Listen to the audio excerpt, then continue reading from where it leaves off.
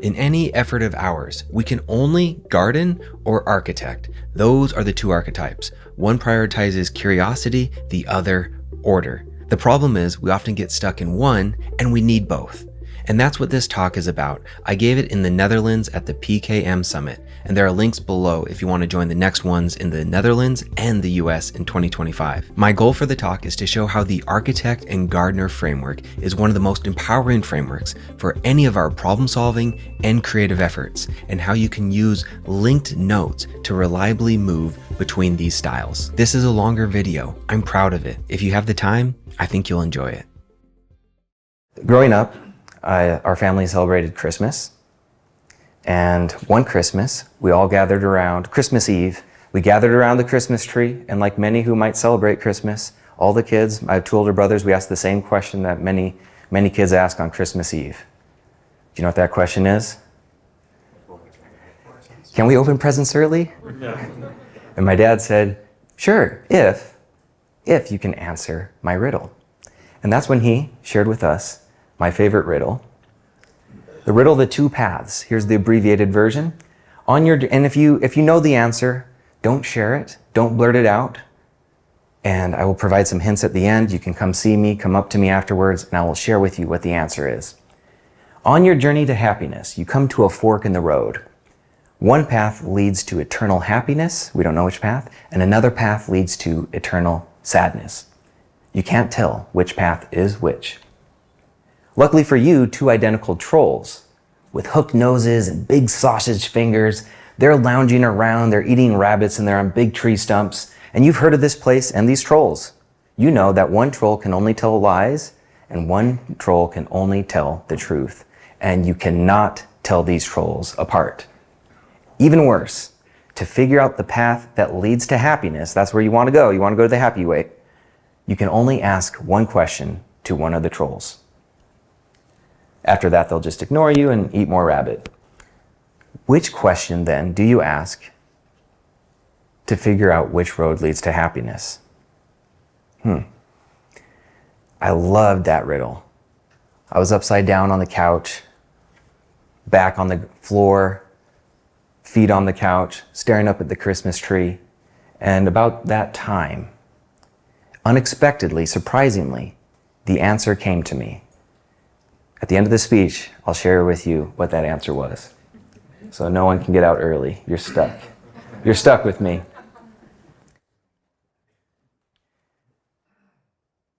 Part of that answer, though, is what leads us into a history of dualities.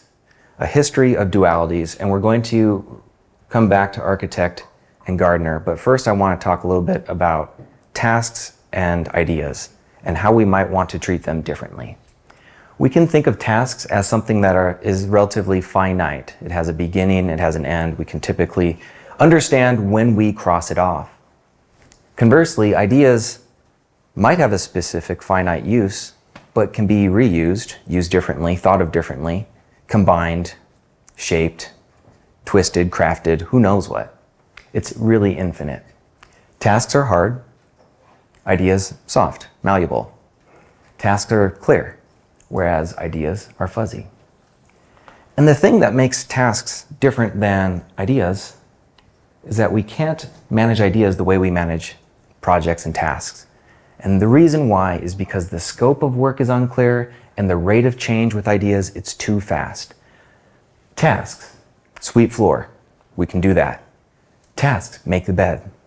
Here's another great task that probably most of us have done at some point, is a David Allen inspired mind sweep. How wonderful is that, to just get all that psychic RAM freed up so we can focus with all of our attention on the things that matter to us. But ideas, they're not so clear. We can't just cross them off. We might, for some reason, hear what Stuart Brand had to say about pace layers, and we say, whoa, I love that. That's a great way for me to understand how systems work, how very complex systems work. Or we might be writing a book, a novel, some fiction, and we think we might want to change the character's backstory. So what we do when we change something in chapter 1 is going to have ripple effects on all the subsequent chapters. So there's a lot of nonlinearity, there are a lot of complex dependencies. If we try to manage our ideas like we manage our tasks, inevitably we fail. And then we look for a different solution. We're back to the shiny object syndrome, where all of a sudden we're looking for that next app that is going to allow us to accomplish the problem. But the problem when it comes to ideas is rarely what we think it is. Oftentimes is that we're not treating them as a gardener. But this goes further. And so I want to actually zoom us back even more to something that Nietzsche wrote about, tying it back to Greece and two different Greek gods, Apollo and Dionysus. And Apollonian thinking is, Apollonian style of thought is thinking. It's logical and it's ordered. And then Dionysian is a feeling, emotional, it's chaotic. And when we're creating something, when we're working with ideas, which think about how you work with ideas, one thing that I've realized the longer that I'm in PKM is how I know even less than I thought I knew. And all of us are doing something different with ideas and how we manage them. But this balance is always ever present. And a lot of our art, whatever it is that we are creating, has to do a lot with this framework. But this framework has been brought into modern times with something that's a little bit more comfortable for us, a little bit more familiar, a little bit more intuitive, and that is the architect and gardener framework. I'm going to argue that this is one of the most valuable frameworks that we can have working in the back of our mind when we are trying to make forward progress on our ideas. And if we ever feel that we're stuck, we can just switch, move between one mode of thinking to another style of thinking. George R.R. Martin famously has said, there are two types of writers, the architects and the gardeners. The architects plan everything ahead of time. The gardeners dig a hole, drop a seed, and water it. Raise of hands. Who here thinks that they tend to naturally be an architect? Okay. And who here thinks the opposite, that they naturally tend to be a gardener? Okay, I think that's a relative split. Maybe gardeners about 55%. Let's jump into it then. Let's get to the definitions and learn a little bit more. Architects and gardeners. Why is this framework so important? Because we're dealing with problem solving and creative efforts. So think in whatever it is that you do, your use cases. What are you problem solving? What are you thinking about? What are we trying to manage? What are we trying to get across the finish line? And then there's something else, and those are those creative efforts. This truly is a broad framework. It can apply to all sorts of situations. But I need you now, I'm challenging you now to say, how does this apply to me? How does this apply to my efforts? So we just looked at a little bit of a natural tendency. We asked ourselves, here's a little bit more of the definition. Architects are top-down thinkers that prioritize order and structure. Conversely, gardeners are bottom-up thinkers that prioritize chaos and curiosity. Do we think we prioritize chaos? I don't think too many of us are like, oh, I need some more chaos in my life today. But when it comes to this certain energy or enthusiasm or curiosity, when it comes with our work, that is what the gardener is prioritizing. Now, sometimes we spend a lot of time in that architect mind, that top-down thinking. Other times, we do the opposite. We're in curiosity mode, we're going down rabbit trails on the internet, which never end, and we're in gardening mode. And then we get a little overwhelmed. So what do? We go back to architect mode so we can make sense of that stuff. That's what we should be doing. But sometimes we feel bad about it, or we feel there's something not quite right. So we're going to look at ways to maybe be a little bit better about this thing that we're doing naturally all the time. Now we ask this question, are you more of an architect or a gardener? You raised your hands, one or the other. Now here's a great way to think about it. Now I challenge you, what are you working on? What's your problem? What's your creative effort? All right, have that in your mind, and now here's the question to help us really figure out what we might be. Do you know the end? Do you know the end of your story? You might be writing an essay. Do you have it outlined? Boom, boom, boom, boom. Now I just have to write it. You might be an architect. If you don't, if you're going by the seat of your pants, you might be a gardener. In the writing world, that's sometimes known as a pantser. Exactly. Hey, if you're enjoying this, you might be interested in my new workshop, Writing Original Works, which unites the architect and gardener archetypes so that you can create your best work reliably. If you're interested, check out the link in the description below. All right, let's keep going. So now that's pretty great. We did some definitional work, but I really want to make this come alive in meetings. This goes beyond notes. This goes into everything that you do, not just with yourself, but with others as well. And the way we can look at this is by unhealthy and healthy tendencies. Let's start with the unhealthy ones. The unhealthy architect tendency. Tell me if this has ever been you, architects, who've raised your hand. Fragile thinking. You need to see the big picture. When taken too far, your tendency for top-down thinking can lead to stifling, rigid thinking. When that need sets in, you can become paralyzed when you don't have enough structure. This can manifest in coming across as needy and overburdening to others. Sometimes it can even turn brainstorming sessions into prosecutions. Has this been you? It's been me. It's been me for sure. When I had co-founder of Pink Gloves Boxing, so we were having a session trying to think about how we were going to expand this fitness boxing program into universities, if that's something we wanted to do. And I was drilling my partner and friend, Garrett, to give me all the answers. Well, he didn't know. It's because it was a brainstorming session, and I was treating it like something else, like a prosecution. So that was me being fragile with my architect. So just to give everyone a heads up, I tend to skew architect, which is why some gardening methods maybe balance me out, maybe allow me to unlock some areas that are a little bit more difficult. But gardeners, scattered thinking. When taken too far, your tendency for bottom-up thinking can lead to a chronic sense of anxiety around trying to find things, whether it's the car keys or your old notes. Our tendency for unhealthy bottom-up thinking is to chronically collect new and exciting information, never to touch it again. Is this you? Yes. You probably can identify yourself in all of these, right? And that's important to recognize. Because if we can recognize it, then we can build up an intuitive sense of when we're in the wrong place. And then we can know when we need to switch. So that's what we're aiming for. Now let's just check out those healthy tendencies. When an architect is operating in a healthy way, when they're operating in this healthy way, convergent thinking, you enjoy seeing the big picture.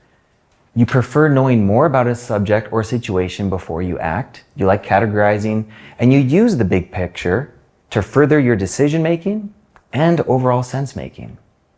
You're a good organizer, and you benefit from having a few lists to guide your actions. A question, though, is can you go from that convergent thinking but be loose enough to allow for these emergent ideas to form, these insights from your work? That is a question to keep it healthy. Can you see yourself in this? Okay, let's look at the bottom. Divergent thinking. Gardeners, when they're healthy, are divergent. They're capable of operating without having a high-level picture. They're able to work with limited information and follow the trail of enthusiasm, clues, and connections. They generate a lot of thoughts, but that question then becomes, can you go from divergent thinking to emergent thinking in this middle, in this estuary between river water, salt water, where the life is very abundant in this mixture? So if you want to take a screenshot, this is a great time just to have these handy. Moving on. 3, 2, 1. Okay. Architects, in a nutshell, like order. Gardeners don't mind a mess. Okay, next part. Now, how do folders and links affect the way that we think? How do they affect the way that we think? Notes before links. Folders helped us organize, but not to think. So is that gardener or architect? Architect. Totally architect.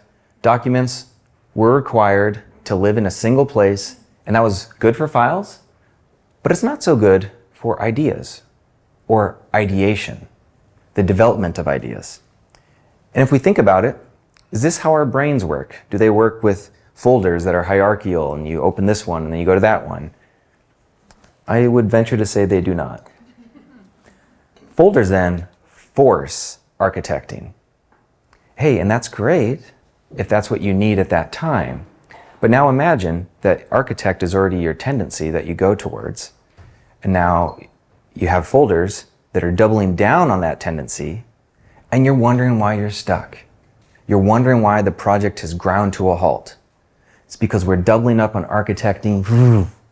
There's no time for that emergent energy, that bottom-up energy that might be the thing that gets us to the other side. Folders. There's a green folder and there's a red folder. You're ready to seize the day. You're going to make progress. You have your to-do list because, hey, you're an architect, right? And then you have a new idea. It's an apple. Where do we put it? And then you're like, well, I don't know how to answer this one. So then what do? You spend your entire day forgetting your task list and you redesign your entire PKM system because this time it's going to be perfect. And then a day later, it's okay. And then a week later, you're thinking, oh yeah. A month later, please don't bring that up. I'm ashamed. So folders force this question. In which folder does this idea exclusively belong? It's full of friction and it's kind of low value. Like, what value is created by answering this question that is forced upon you? A little. That's why I say low. It's not nothing. But maybe there's something better that you could do in the same amount of time. So let's talk about notes after links. So with links, we have a bit of a network that can be formed over time. The whole becomes more than the sum of its parts. We can grow ideas in richness over time. We can create intellectual assets. We can foster insights and innovations. We have just 5 basic levels. New idea, it's a seed. We develop them. Forest of ideas, forest of notes. Zettelkasten would go here. We can put some of these onto a place that we can view them. I like to call that a map or a map of content. We can have multiple maps, and then we have a place at the top that has the most structure that gets us exactly where we need to go. Maybe a home note. Links in this way modulate modes. We can see that links don't force just the blue architect, but we can actually move between 2 different modes of thinking, just with notes that can link to other notes easily. So now, when we see Apple, we don't have to say in which one folder does this note belong. So what do we ask instead? What do links cause us to ask tacitly, invisibly, hidden? What do we ask? If we're thinking as an architect, we might say something like, well, what is this a part of? If we're thinking like a gardener, we can say, what does it relate to?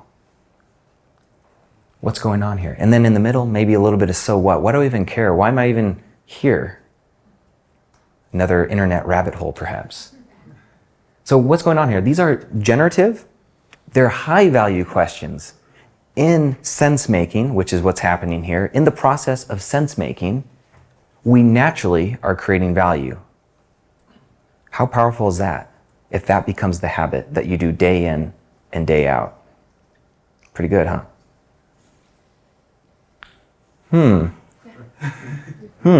So we go from Apple into this system, and out comes something that wasn't in the system to begin with. That's emergent thinking. So we get what it was supposed to be, and you tell me if it is or not. Not just an apple pie, but apparently a Dutch apple pie. Yeah? No? Maybe? Okay. That's what happens though. We can go from apple to apple pie when we have a rich system that allows us to think as an architect and as a gardener. And we'll get into a few of these exercises. We want to oscillate modes to pump intuition and uncover insights. All right, are we ready? There's another riddle. So we had the riddle at the start.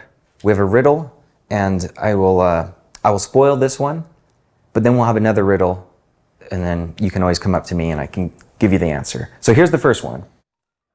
What single word, and don't spoil this for anyone, okay? So if you know, don't blurt it out loud. The reason I say that all the time, the spoiler thing, one, I don't want to spoil the ending, but when I was a little kid, there was a movie called The Sixth Sense with Bruce Willis. Are we familiar with this? Okay, and there's a bit of a twist in that one. And the problem with the twist was my two brothers I mentioned, they're both older than me, so of course they went to see it. And well, at that age, I wanted to sound cool. So like, did you see it, Nick? And I was like, yeah. And then they said, well, when did you know? And I was like, oh, I didn't. I was just trying to be cool. And because I was trying to be cool, the end of Sixth Sense was ruined for me.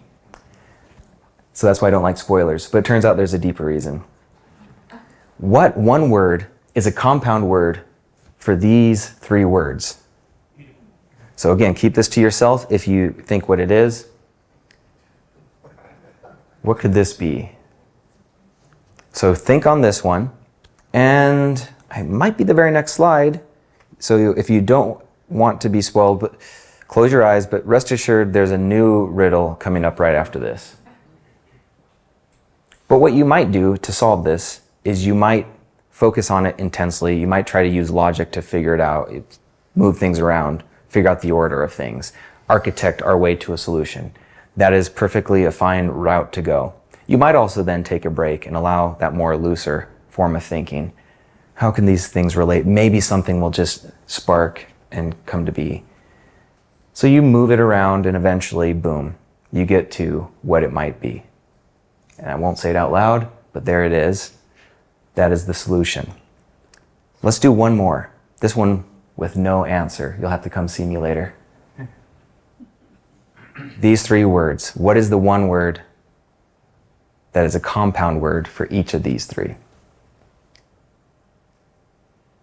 What's the answer? Chew on it? Find me later. Okay, so now, the title of this talk was Architects and Gardeners, How to Be Both with Linked Notes. We know what it is, we know tendencies, I think we have an understanding why we might want to be both, so we can keep moving forward on the problems that we're trying to solve and on our creative efforts. A few exercises that we'll be going through now are right here. You can call these things anything you want. I think it's helpful to have some sort of sticky, catchy name. And we'll be going through each of these now. With a focus, as you'll notice, on the bottom part, because this is relatively new for us with linked notes and everything. So we could spend time on foldering, but I think we've all had practice for decades on folders. We're going to spend a little bit more time with what's possible using only links and mainly from the bottom up, but that last one is going to be from the top down.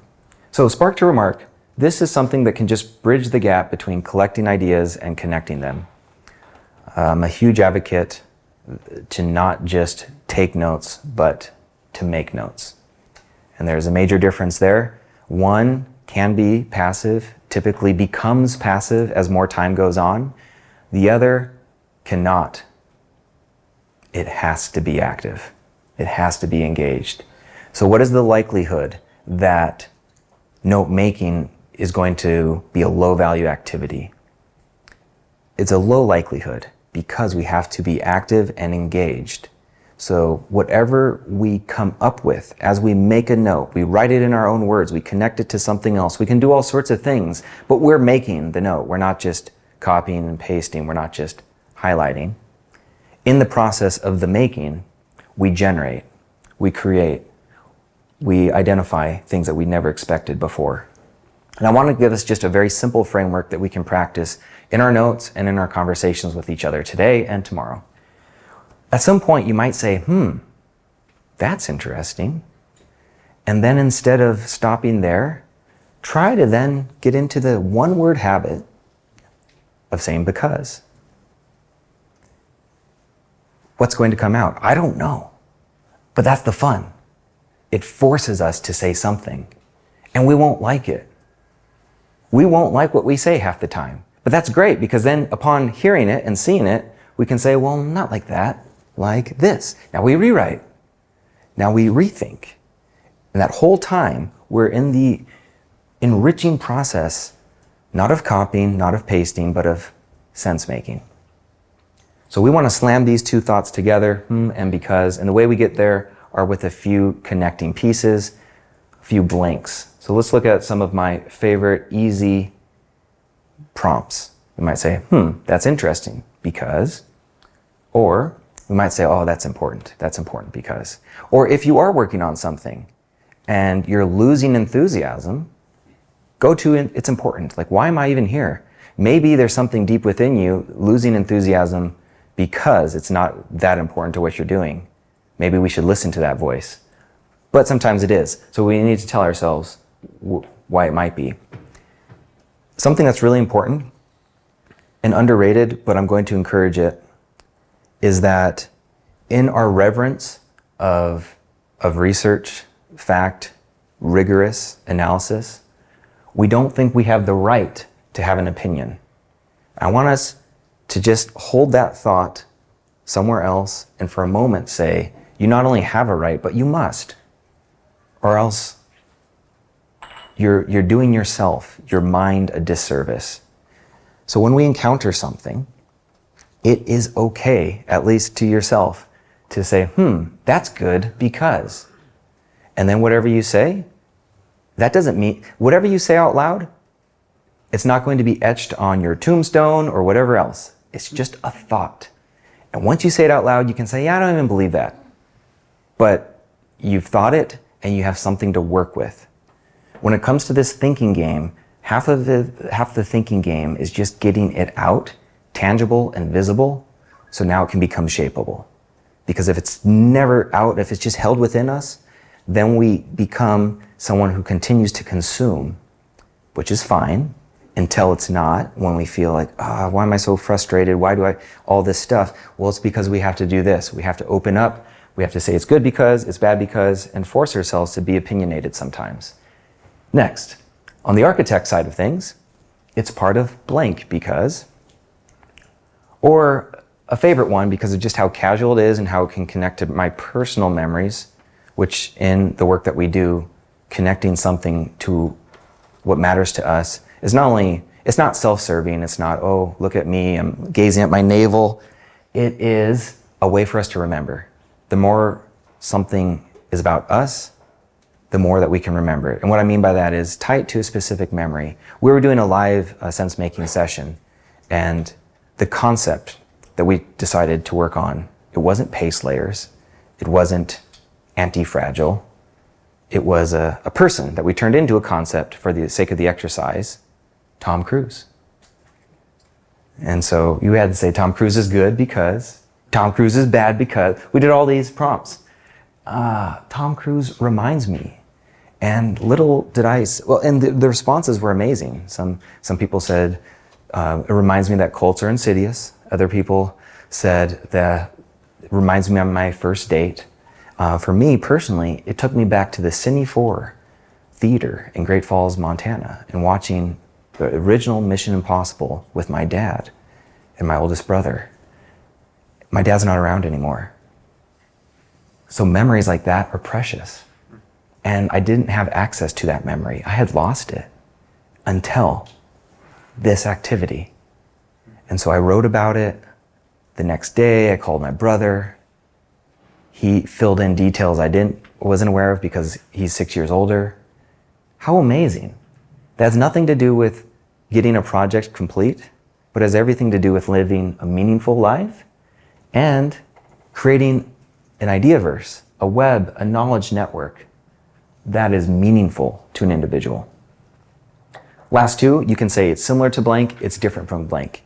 So, some of these are a little bit more creative and some of these can be critical, they can be analytical, and we can do both.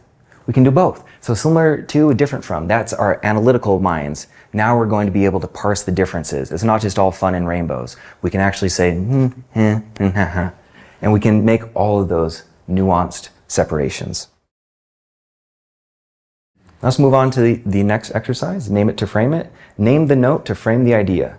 A strongly stated mini thesis of the ideas within. So who here is familiar with Andy Matuszak's? Andy Matuszak, his daily, his evergreen notes. He has specific definitions of what an evergreen note is. Typically though, we're just going to focus, today we're just focusing on the title of a note. What do you call something? How many of us here practice a daily note. Like you have a daily note, it opens up for that day. Okay, so you might start in a daily note, you capture something that resonates, you say, that's interesting because, and you type in your daily note, but then it really grows and you say, I'm going to make this into its own note, but what am I going to call it? Well, that's actually a great question. It's a valuable question. I mean that, like it's a great valuable question because in figuring out what to name it, we are sense making, we're creating value. So you might have something throughout your day that sparks, but you don't know why. Maybe there's a social phenomena this weekend that you find and that really intrigues you. Maybe it's your PKM system. What do you name your PKM system to personalize it for you? You can call it whatever. You can call it PKM, that's perfectly fine. But you might find that there's something else that speaks to you more. So these are just some notes that I've named. I was reading a book, Foundation by Isaac Asimov, and there's something about the Selden crisis. I was reading it around the 2020 US election, and it kind of seemed to me that this key moment when the future of the entire galaxy is decided kind of felt like the 2020 election. Now, the funny part about that work is everyone thinks everything's a Selden crisis. So anyways, that is just a random personal note. Here are a few others. Look at the titles, name it to frame it. Great works are flavored by early works. I didn't know that that's what I was interested in. What I was interested in is that Beethoven created a few works and then 20 years later it led to his Ninth Symphony. But the bones were in his earlier works. Wow, what's that all about? Or Hermann Hesse, Siddhartha. It's his spiritual coming of age sort of book. But his one that won him the Nobel Prize was The Glass Bead Game in 1943. And both are kind of these stories where you watch a character from their youth all the way through their life and their ups and downs and the lessons they learn. So his early works were the bones of his future works. Great works are flavored by early works. Eminem stacking ammo, that's what he calls his PKM. Flow and, other thoughts on acting and other things. Half-baked thoughts. I'm trying to describe why clusters are so great. Maybe I can use emojis, but there's really nothing there. A couple other things. It's just a mess, but it's my mess that I understand. I created everything here. I mean, not every word, maybe there are a few quotes. There's a transcript bit there, but everything was put together by me, which means it has meaning. And then when I am entering some conversations with some of you today, maybe some of these things naturally come up because maybe you mention it or you mention something and it's just adjacent to one of these ideas. And we have a great conversation. And that's enough. So these are ways that we can be a gardener. And I want to finish with Garden Master. It's just a way to revisit notes and gently cultivate them. So has anyone here been to a Japanese style garden? Yeah? They're pretty impressive. Everything is in harmony. It's beautiful, it's calming, it's serene. What a garden master does, the master in charge, a niwashi, which is garden master in Japanese, is that they move around, they have a plan. So they have an architect mind actually, more than we think. But then day in, day out, they're walking around and they might say, that, maybe trim this, okay. They're thinking, they're going back to their notes. So I might start with something that in AI, such a big wave, there's a magic to AI. And then someone said, but eventually it's going to become mundane. And then randomly, I was like, there's something here. There's something like a spectrum, a continuum. So I ended up writing magic to mundane meter. Write something about this. That was it.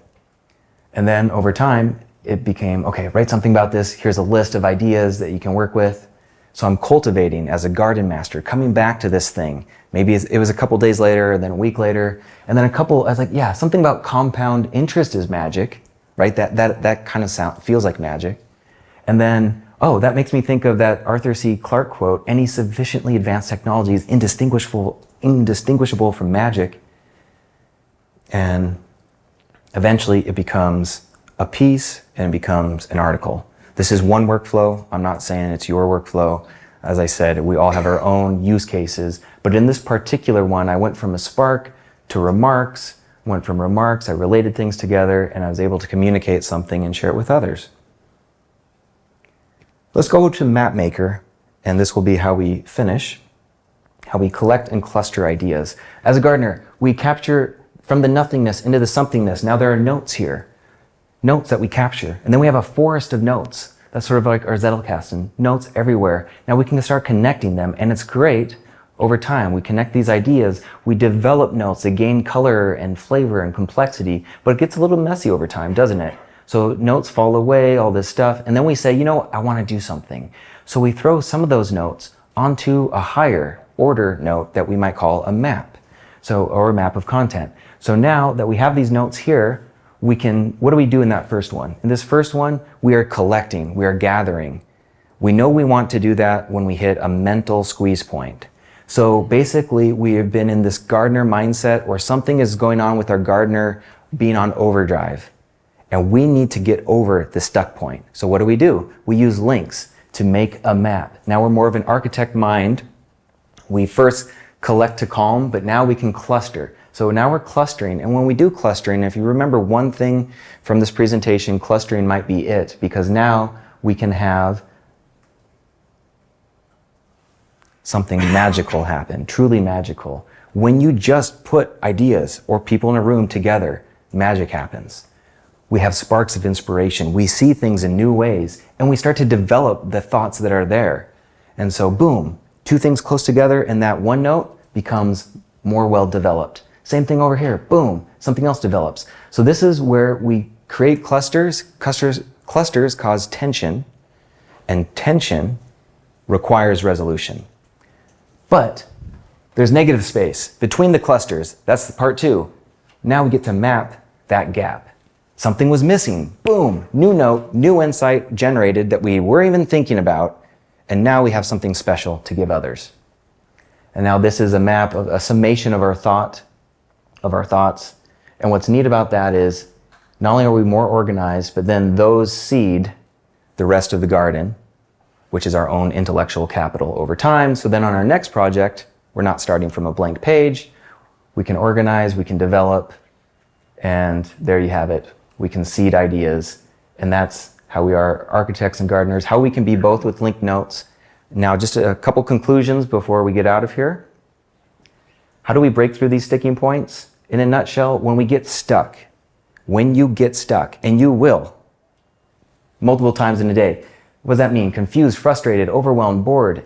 It's a sign that you need to switch modes. So imagine you're stuck gardening here.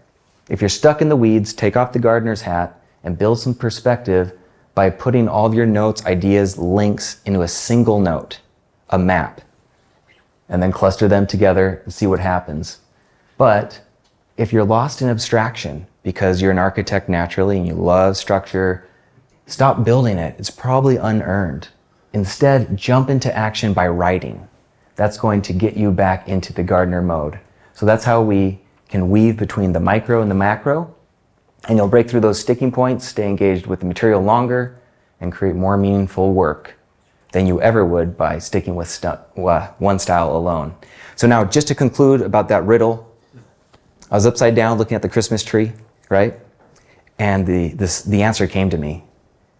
You know what it was? It was my brother, Steve, walking out of the computer room. We didn't have cell phones at the time. And he blurted out the answer because he just went on the internet.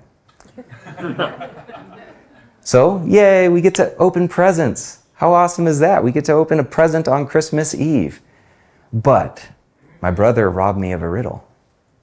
And once robbed, I can't get that riddle back. But it allowed me to understand the deeper riddle, and one that I want to leave you with today. He may have walked out with the answer to the riddle, but what I've realized is the answer to the riddle is truly the riddle itself. And if we can move between these two modes, we can play with those riddles, and we can solve the riddles, the problems, in our own creative efforts in everything we do in our lives. Thanks so much. Okay, so did you enjoy the talk? What stands out to you? Please let me know in the comments below. And if you want to learn hands-on how to write as both an architect and gardener and develop a reliable writing process, then click the Writing Original Works link in the description below to learn about this one-of-a-kind, highly unique workshop. Or if you'd just like to jumpstart your Obsidian journey, then click here to watch Obsidian for Beginners. I think it's been viewed over 2 million times now. Okay, sounds great, and I'll see you in the next one.